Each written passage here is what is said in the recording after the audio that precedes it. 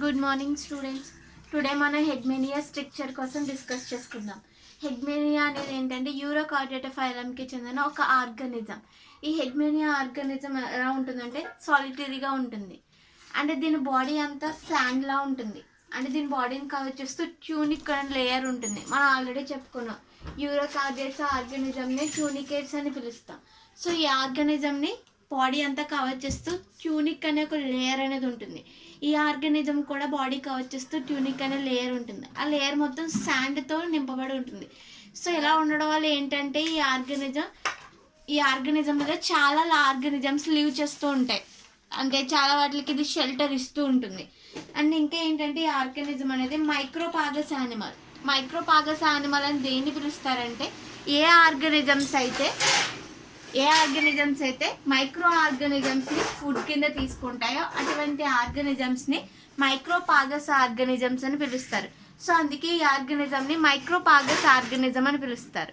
Okay, ఇంకా ఏంటంటే ఈ ఆర్గానిజమ్స్ గ్రోత్ అనేది అడల్ట్స్కి వచ్చేటప్పటికి మ్యాక్సిమం 9.5 సెంటీమీటర్స్ మాత్రమే గ్రో అవుతుంది.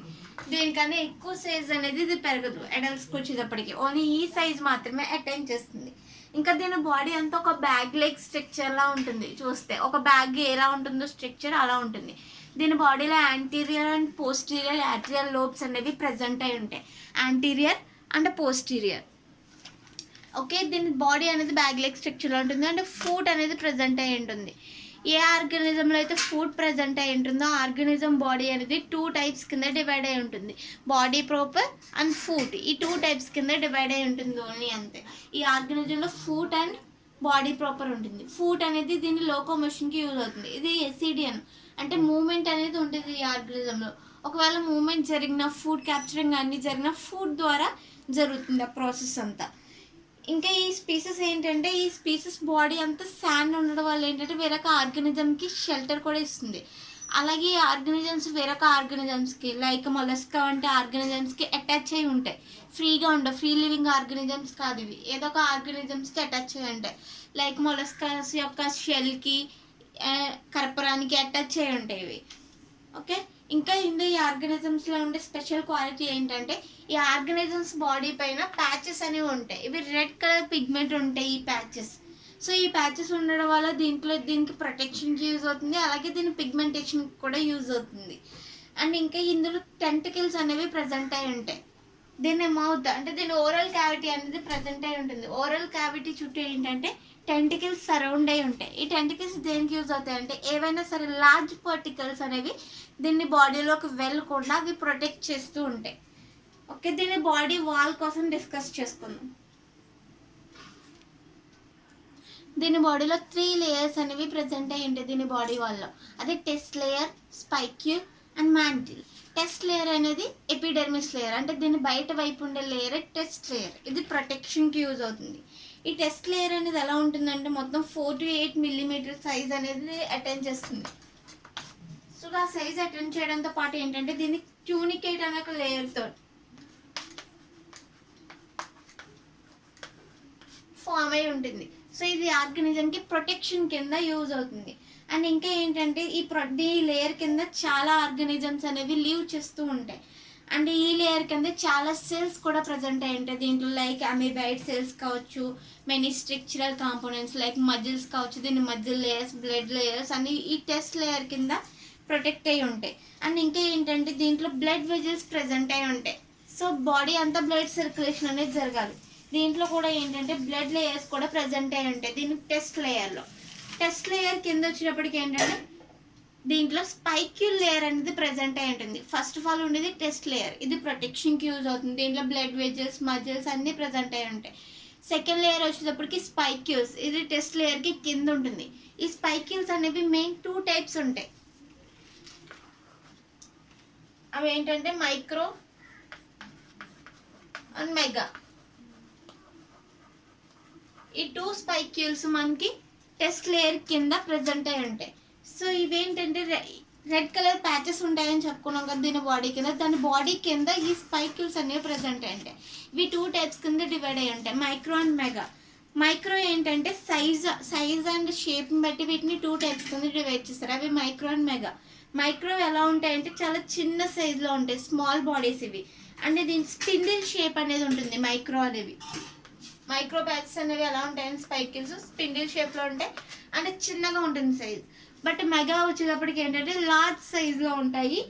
అండ్ ఇంకా ఇవి చాలా డిఫరెంట్ షేప్స్లో ఉంటాయి. ఇవి ఓన్లీ స్పిండిల్ షేప్లోనే ఉంటాయి, అవి డిఫరెంట్ షేప్స్ ఉంటాయి. పిపెట్ షేప్ కావచ్చు, ఇంకా స్క్వేర్ కావచ్చు, అలా డిఫరెంట్ షేప్స్ అనేవి ఉంటాయి మెగా. కానీ మైక్రో వచ్చేటప్పటికి ఓన్లీ స్పిండిల్ షేప్ మాత్రమే ఉంటుంది. ఇవి టెస్ట్ లేయర్ కింద ఉంటాయి స్పైకిల్స్. ఇవి కూడా ప్రొటెక్షన్కి యూజ్ అవుతాయి, అంటే సర్క్యులేషన్కి, అంటే బ్లడ్ని సర్క్యులేట్ చేయడానికి కావచ్చు. ఇంకా దీంట్లో ఉండే అన్ని షేప్స్కి కూడా ఇవి యూజ్ అవుతాయి. టాల్ లేయర్కి వచ్చేటప్పటికి ఏంటంటే మాంటిల్ లేయర్. ఈ లేయర్ దేనికి యూజ్ అవుతుందంటే ఈ లేయర్లోనే మొత్తం దీంట్లో ఉండే ట్రూ సెల్యులర్ వాల్ ఇది. దీంట్లోనే దీని బాడీలో ఉండే అన్ని ఆర్గన్స్ ప్రజెంట్ అయి ఉంటాయి మాంటిల్ లోపలే. అండ్ అందుకే దీన్ని ట్రూ సెల్యులర్ వాల్ అని పిలుస్తారు.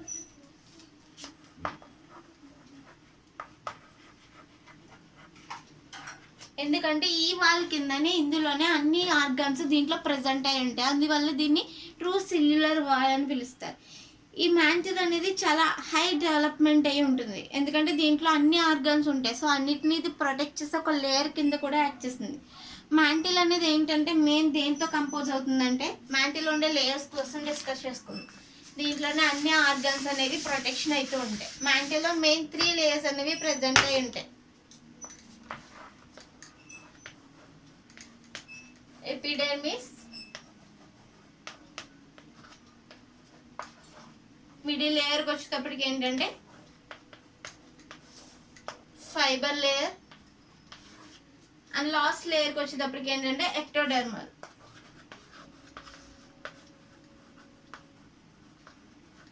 ఈ 3 లేయర్స్ అనేవి మాంటిల్లో ప్రజెంట్ అయ్యి ఉండే layers: epidermis, fibre layer and ectodermal layer. Epidermis వచ్చేటప్పటికి ఏంటంటే ఇది అవుటర్ మోస్ట్ లేయర్, అంటే మాంటిల్కి పై వైపు ఉండే లేయర్. ఈ లేయర్లో వచ్చేటప్పటికి దీంట్లో బ్లడ్ వెజిల్స్ అన్నీ ప్రజెంట్ అయి ఉంటాయి. నెక్స్ట్ వచ్చేటప్పటికి ఎపిడెర్మిస్కి కింద ఉండే ఎపిడెర్మిస్ ప్రొటెక్షన్ లేయర్, అన్ని ఆర్గాన్స్కి ప్రొటెక్షన్ లేయర్ కింద కూడా వర్క్ చేస్తుంది. నెక్స్ట్ వచ్చేటప్పటికి ఫైబర్ అండ్ మజిల్ లేయర్. ఇందులో బ్లడ్ వెజిల్స్తో పాటు అన్ని ఆర్గన్స్ ప్రజెంట్ అయి ఉంటాయి. సో ఈ లేయర్ ద్వారా ఏమవుతుందంటే మొత్తం అన్ని బాడీస్కి సర్క్యులేషన్ కావచ్చు, కాంట్రాక్షన్ కావచ్చు, అన్ని పొజిషన్స్ ఈ లేయర్స్ నుంచి అవుతుంది. నెక్స్ట్ వచ్చి లాస్ట్ లేయర్ వచ్చేటప్పటికి ఎక్టోడెర్మల్ లేయర్. ఈ లేయర్లో ఏముంటాయంటే దీంట్లో ఆర్గాన్కి సంబంధించిన అన్ని పార్ట్స్ ఉంటాయి. ఇవి మాంటిల్ అనేది ఈ 3 లేయర్స్తో కంప్లీట్ అవుతుంది. సో మాంటిల్లోనే మనకి అన్ని పార్ట్స్ ఉంటాయని చెప్పుకున్నాం. మాంటిల్లో ఈ 3 లేయర్స్ ఉంటాయి. ఎపిడెర్మిస్ అనేది ప్రొటెక్షన్కి యూజ్ అవుతుంది, ఫైబర్ లేయర్స్లో బ్లడ్ వెజిల్స్ ఉంటాయి, ఎక్టోడెర్మల్ అనేది ఆర్గాన్ ప్రొటెక్షన్కి యూజ్ అవుతుంది. సో ఇది మాంటిల్ అనేది. అందుకే మాంటిల్ అనేది ఏంటంటే వెల్ డెవలప్ అయింది ఈ 3 లేయర్స్ ప్రజెంట్ అయి ఉండడం వల్ల. ఓకే, నెక్స్ట్ మనం దీంట్లో సీలం క్యావిటీ కోసం డిస్కస్ చేసుకుందాం. What is coelom? బాడీ వాల్స్కి అండ్ బాడీ ఆర్గాన్స్కి మధ్య ఉన్న ఖాళీ స్పేస్ని సీలం క్యావిటీ అని పిలుస్తాం. దీంట్లో సీలం క్యావిటీ అనేది వెల్ డెవలప్ అయి ఉంటుంది. దీంట్లో ఉండే సీలం వెల్ డెవలప్ అయి ఉంటుంది. బట్ ఏంటంటే ఆ సీలం క్యావిటీ మొత్తం యాట్రియం అనే పార్ట్ ద్వారా మొత్తం ఫిల్ అయిపోయి ఉంటుంది. సో దీని బాడీలో ప్యారింగ్స్కి, అంటే బాడీ వాల్కి అండ్ ఆర్గన్స్కి మధ్య ఉన్న గ్యాప్ మొత్తం యాట్రియంతో ఫిల్ అయిపోయి ఉంటుంది. సో సీలం క్యావిటీ అనేది ఇలా ఏట్రియంతో ఫిల్ అయిపోయి ఉండడం వల్ల దీంట్లో ట్రూ సీలం అనేది అబ్సెంట్ అయి ఉంటుంది. బట్ ఆ సీలం డెవలప్మెంట్ అనేది జరుగుతుంది. బట్ ఆ సీలం క్యావిటీ అంతా ఏట్రియంతో ఫిల్ అయిపోతుంది. సో అందుకే ఈ ఆర్గానిజమ్స్కి వచ్చేటప్పటికి ఏంటంటే ట్రూ సీలం అనేది అబ్సెంట్ అయి ఉంటుంది. Next locomotion.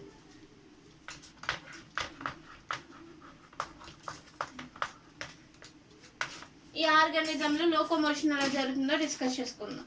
ఈ ఆర్గానిజమ్స్కి వచ్చేటప్పటికి ఏంటంటే అడల్ట్ స్టేజ్ వచ్చే ఆర్గానిజమ్స్ ఏంటంటే సెసెల్గా ఉంటాయి. ఇవి దీంట్లో విజిబుల్ మూమెంట్ అనేది అబ్జర్వ్ చేయొచ్చు మనం.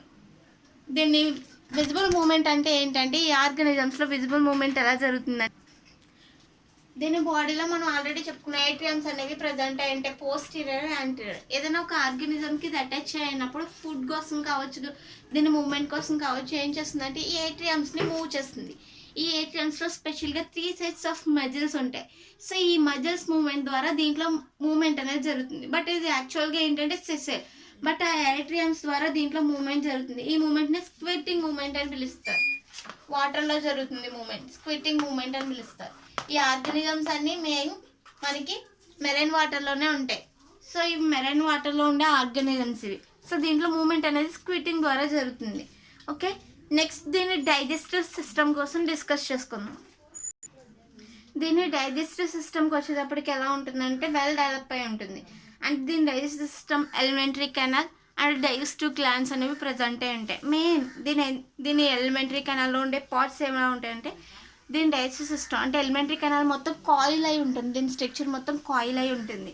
అంటే దీంట్లో ఉండే పార్ట్స్ ఏముంటాయంటే mouth, branchial siphon, pharynx, oesophagus, stomach, intestines and digestive glands. ఇవి దీని డైజెస్టివ్ సిస్టంలో ఉండే పార్ట్స్. సో దీంట్లో ఎలా జరుగుతుందంటే డైజెషన్ అనేది ఎప్పుడైతే ఇది ఫుడ్ని తీసుకుందో అది యాట్రియం ద్వారా దీని బాడీలోకి ఎంటర్ అవుతుంది. సో ఈ యాట్రియం అనేది ఎక్కడ ఉంటుంది అంటే దీని బాడీ చివరిని చెప్పుకున్నాం మనం, posterior atrium and anterior atrium. దీని ద్వారా ఏమవుతుందంటే దీని లోపలికి ఫుడ్ అనేది వెళ్తుంది. ఫుడ్ ఎప్పుడైతే లోపలికి వెళ్ళిందో అది ప్యారింగ్స్లోకి ఎంటర్ అవుతుంది. ప్యారింగ్స్ ఏం చేస్తుందంటే ఇది ప్యారింగ్స్ అనేది లార్జ్ పార్ట్, దీంట్లో ఉండే బ్యాగ్ లెగ్ స్ట్రక్చర్లో ఉండే లార్జ్ పార్ట్ అండ్ ఇది బ్రాంచియల్ కింద డివైడ్ అయి ఉంటుంది.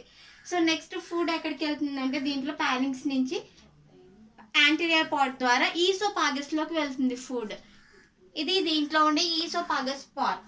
ఈసోపాగస్లోకి ఎప్పుడైతే ఫుడ్ వెళ్ళిందో నెక్స్ట్ ఈసోపాగస్ ఏం చేస్తుందంటే అక్కడ ఉన్న డైజెస్టివ్ జ్యూసెస్ని యూస్ చేసుకుంటుంది. నెక్స్ట్ ఈసోపాగస్ ఏం చేస్తుందంటే ఆ ఫుడ్ మొత్తాన్ని స్టమక్లకు పంపిస్తుంది. స్టమక్ దగ్గర దీంట్లో హెపాటిక్ గ్లాండ్ కూడా ప్రజెంట్ అయి ఉంటుంది. హెపాటిక్ గ్లాండ్ ద్వారా దీంట్లో కొన్ని ఎంజైమ్స్ అనేవి రిలీజ్ అవుతాయి. స్టమక్ అనేది 2 పార్ట్స్ కింద డివైడ్ అయి ఉంటుంది, రైట్ అండ్ లెఫ్ట్ పార్ట్స్ కింద. సో మిడిల్లో ఏముంటుందంటే ఇంటెస్టైన్ ప్రజెంట్ అయి ఉంటుంది. సో దీనిలో ఏంటంటే ఈసోపాగస్ ఫుడ్ని నెక్స్ట్ స్టమక్లోకి పంపిస్తుంది. స్టమక్ ఏం చేస్తుందంటే డైజెస్టివ్ జ్యూసెస్ని యూస్ చేసుకుని కొంచెం పార్ట్ని డైజెస్ట్ చేస్తుంది. నెక్స్ట్ స్టమక్ ఏం చేస్తుందంటే ఇంటెస్టైన్లోకి పంపిస్తుంది. ఇంటెస్టైన్ వాల్స్ ఏం చేస్తాయంటే దాంట్లో కొన్ని డైజెస్టివ్ గ్లాండ్స్ ద్వారా కొన్ని ఎంజైమ్స్ని రిలీజ్ చేస్తాయి. ఫర్దర్గా ఫుడ్ మొత్తం డైజెస్ట్ అయిపోతుంది. అక్కడ ఉన్న గొనర్స్ నుంచి ఉన్న డైజెస్టివ్ గ్లాండ్స్ మొత్తం జ్యూసెస్ని యూస్ చేసుకుని ఇంటెస్టైన్లోనే దీంట్లో ఫుడ్ అంతా డైజెషన్ జరుగుతుంది. సో ఎప్పుడైతే ఇంటెస్టైన్లో ఫుడ్ మొత్తం డైజెషన్ అయిందో ఇంటెస్టైన్ వాల్స్ ద్వారా ఫుడ్ అబ్జార్ప్షన్ కూడా జరిగిపోతుంది. ఎప్పుడైతే ఇంటెస్టైన్ వాల్స్లో ఫుడ్ అనేది డైజెషన్ అయిందో అండ్ అబ్జార్ప్షన్ కూడా జరిగిపోయిందో నెక్స్ట్ రెక్టమ్ ద్వారా అంటే యానస్ ద్వారా ఏదైతే వేస్ట్ మెటీరియల్ ఉందో అదంతా బయటకు వచ్చేస్తుంది. ఓకే, దీంట్లో ఉండే ఇది డైజెస్టివ్ సిస్టమ్. దీంట్లో ఫీడింగ్ ఎలా జరుగుతుందంటే ఇది మైక్రో ఆర్గానిజమ్స్ని లైక్ ప్లాంట్స్, చిన్న చిన్న మైక్రో ప్లాంట్స్ని ఫుడ్ కింద తీసుకుంటుంది. అందుకే వీటిని మైక్రోపాగస్ యానిమల్స్ అని పిలుస్తారని చెప్పుకున్నాం. సో దీంట్లో ఏంటంటే ఇంకా దీని ఓరల్ క్యావిటీ దగ్గర సీలియస్ అంటే టెంటికల్స్ ప్రజెంట్ అయ్యి ఉండడం వల్ల లార్జ్ పార్టికల్స్ని ఇది ఫుడ్ కింద తీసుకోలేదు. ఓన్లీ చిన్న చిన్న పార్టికల్స్ని అంటే మైక్రో ఆర్గానిజమ్స్ని మాత్రమే ఇది ఫుడ్ కింద చేసుకుంటుంది. ఓకే, నెక్స్ట్ దీన్ని డైజెషన్ ఎలా జరుగుతుందంటే లివర్, దీనిలో ఉండే లివర్ అంటే హెపాటిక్ గ్లాండ్ ఏం చేస్తుందంటే ఎల్లోయిష్ బ్రౌన్ అనే ఒక ఫ్లూయిడ్ని, ఎల్లోయిష్ బ్రౌన్ కలర్ ఉండే ఒక ఫ్లూయిడ్ని రిలీజ్ చేస్తుంది. దాని ద్వారానే దీంట్లో డైజెషన్ మొత్తం కంప్లీట్ అవుతుంది. ఒకవేళ జ్యూస్ రిలీజ్ అవ్వదు అనుకోండి దీని స్టమక్లో ఎటువంటి డైజెషన్ స్టార్ట్ అవ్వదు. ఎప్పుడైతే స్టమక్ దగ్గరికి ఫుడ్ వచ్చిందో అక్కడ హెపాటిక్ గ్లాండ్ ఏం చేస్తుందంటే ఎల్లోయిష్ కలర్లో ఉండే ఒక ఫ్లూయిడ్ని రిలీజ్ చేస్తుంది. దాని ద్వారానే దీంట్లో మొత్తం డైజెషన్ అనేది జరుగుతుంది. నెక్స్ట్ ఇంటెస్టైన్లో వచ్చేటప్పటికి వాల్స్ ఫుడ్ మొత్తం అబ్జర్వ్ చేసుకుంటాయి. ఓకే, నెక్స్ట్ దీంట్లో వచ్చి రెస్పిరేటరీ సిస్టమ్ కోసం డిస్కస్ చేసుకుందాం. దీంట్లో రెస్పిరేటరీ సిస్టమ్ వచ్చేటప్పటికి ఏంటంటే మోర్ ఎఫిషియెంట్గా ఉంటుంది మిగిలిన ఆర్గానిజమ్స్తో కంపేర్ చేస్తే. అండ్ ఇంకా దీంట్లో లోపల వైపు అంటే ఇంట్రా సెగ్మెంట్ అనే బ్లడ్ వెజల్స్ అనేవి ప్రజెంట్ అయి ఉంటాయి దీని లోపల. సో ఆ బ్లడ్ వెజల్స్ కూడా దీని రెస్పిరేటరీ సిస్టమ్కి హెల్ప్ చేస్తాయి. అండ్ ప్యారింగ్స్ దగ్గర ఉన్న బ్లడ్ వెజల్స్ కూడా దీనికి రెస్పిరేటరీ సిస్టమ్కి హెల్ప్ చేస్తాయి. సో ప్యారింగ్స్ దగ్గర చాలా types of blood vessels present అయి ఉంటాయి. ఆ బ్లడ్ వెజల్స్ ఏంటంటే దీంట్లో గ్యాసెస్ ఎక్స్చేంజ్ కావచ్చు, బ్లడ్ని ఎక్స్చేంజ్ చేయడానికి దీనికి రెస్పిరేటరీ సిస్టమ్కి హెల్ప్ చేస్తాయి. సో దీంట్లో రెస్పిరేటరీ సిస్టమ్ బ్రాంచియల్ సాక్స్ కింద ఉంటుంది. ఆల్రెడీ మనం ప్యారింగ్స్ గురించి చెప్పుకున్నాం. ప్యారింగ్స్ స్ట్రక్చర్ ఎలా ఉందో దీని రెస్పిరేటరీ సిస్టమ్ కూడా బ్రాంచెస్ కింద డివైడ్ అయిపోయి ఉంటుంది.